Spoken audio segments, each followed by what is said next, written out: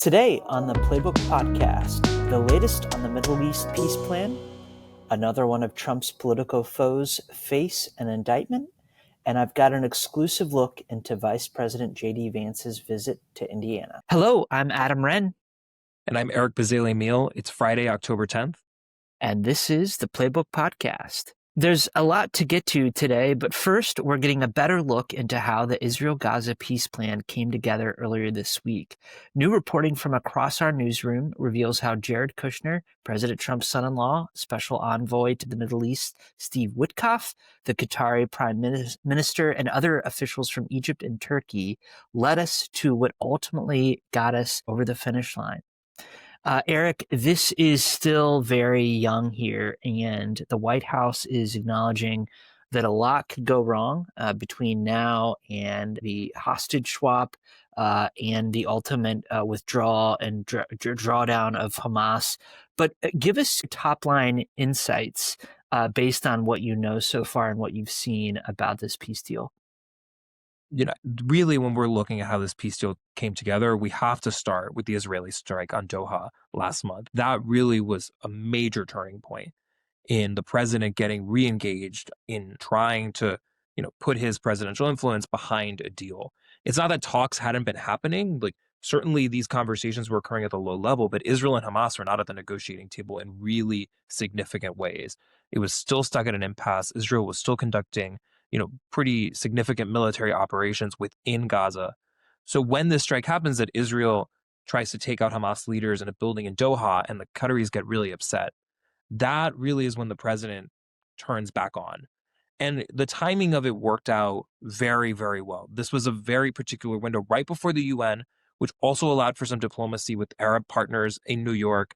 There was also the fact that because of the Jewish high holidays, like the Knesset, the Israeli parliament, is adjourned for some time. So that also reduces some of the political tension on Netanyahu. So much of this also has depended on the very fractious Israeli coalition politics.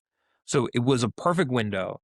And at the same time, Jared Kushner, who had left government, had, tried to stay out, ends up getting pulled back in, starts, supporting Steve Witkoff and the president's team.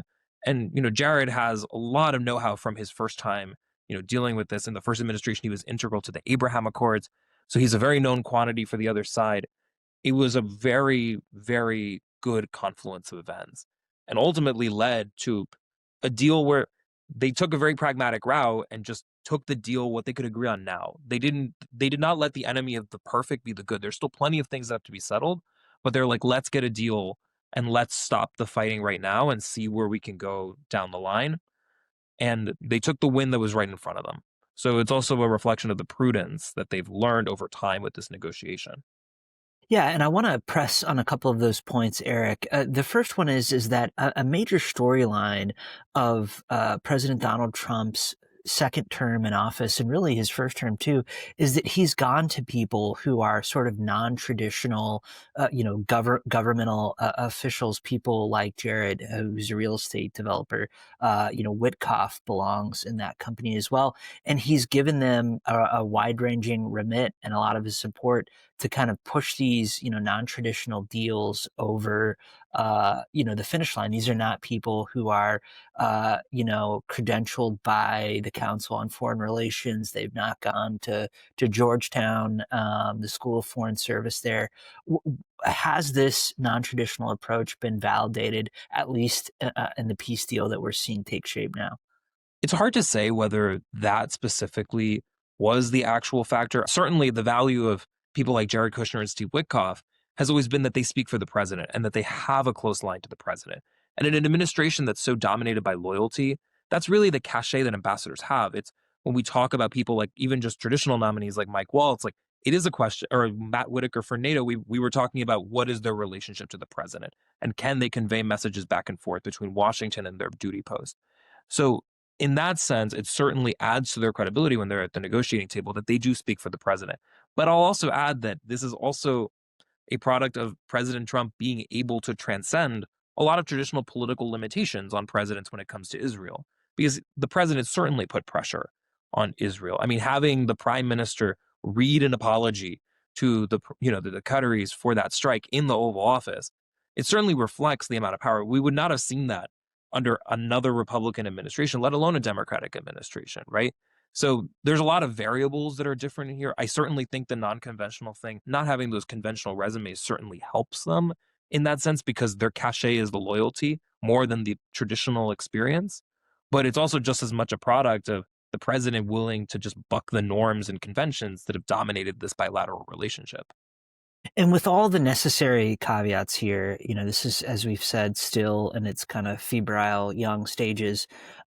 This is in some ways the signature foreign policy accomplishment of Trump 2.0. And so there's failure is an orphan and success has many fathers. But in addition to Witkoff and Kushner, what credit can someone like Secretary of State Marco Rubio take from this?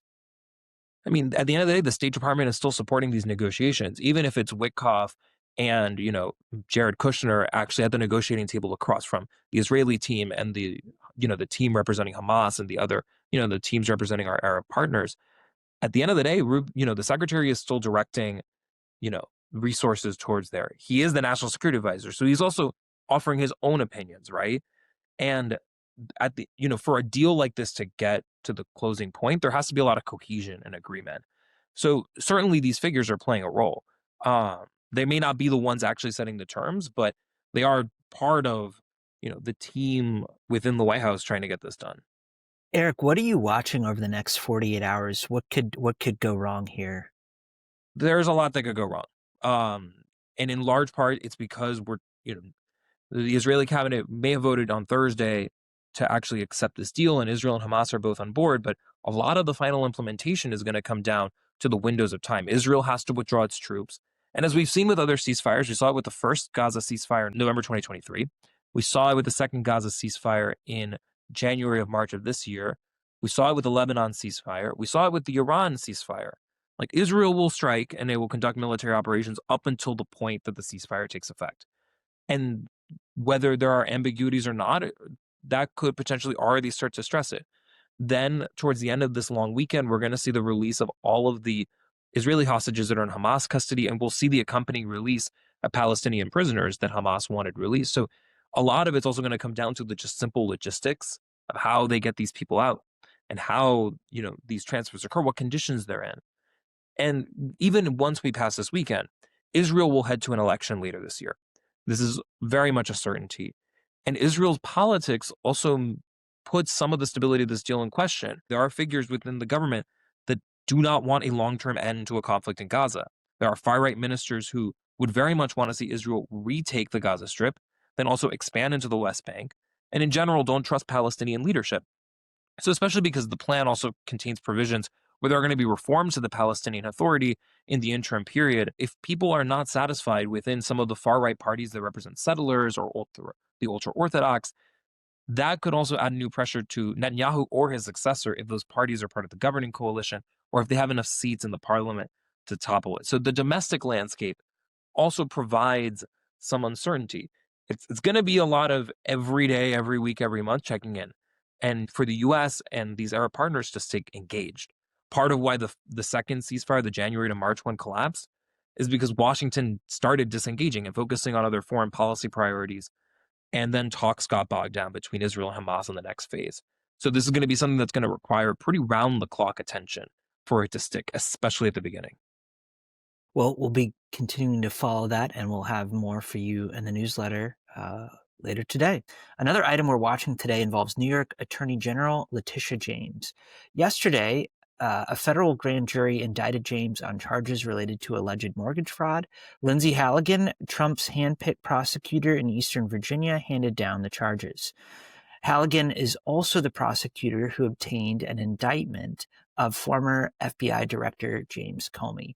The 5-page indictment against James charged her with 1 count of bank fraud and 1 count of false statements to a financial institution for allegedly obtaining a loan for a home in Virginia that required her to use the property as a secondary residence. In a video response, James called the charges, quote, baseless, end quote, and said Trump's effort to go after his political enemies is a, quote, grave violation of our constitutional order, end quote. Vice President J.D. Vance is, for the second time, descending on Indianapolis to go to the Indiana State House to talk with lawmakers about redistricting. I reported earlier this week that while the state House is on board, the state Senate, which is like the House led by Republicans, are very reluctant to take part in mid-cycle redistricting. And it's going to be interesting to watch Vance make that pitch. He's expected to land later this morning and be wheels up back to D.C. later in the afternoon. Of course, Vance visited in August, and Indiana lawmakers visited Washington at the end of August. And it's clear that there's not been a lot of headway made.